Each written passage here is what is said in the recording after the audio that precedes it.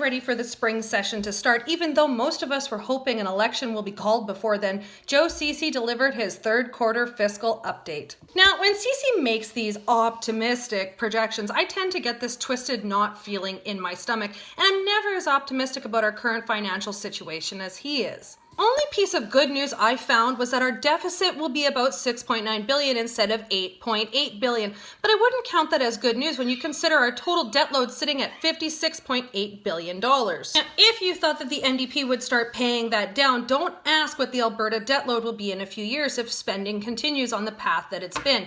Because experts are projecting our debt to be sitting at $95 billion by 2024. Now, thankfully, Ceci likes to put a little bit of comic relief into his projections because he said that his government will continue to have the best balance sheet in the country. It was truly a what the duck moment for me. And once again, I don't see how skyrocketing debt is something to be optimistic about. But Ceci swears that they're on track to balance the budget by 2023. But how exactly are they going to do that? It's not going to be by saving their pennies instead of throwing dollars at any and everything they can possibly think of to buy them votes. Their plan is once again hoping on another oil boom. Of course, all of us oil and gas families are hoping for things to pick up in the patch, but we know better than to plan our household budgets on hopes and dreams, especially as we watch oil and gas investment fleeing and waving bye-bye as it rushes for the door. Then things just went from bad to worse in the fiscal update because Ceci announced that our economy will be in for a bumpy ride this year, but figures will return to our rightful place as leaders on economic growth next year.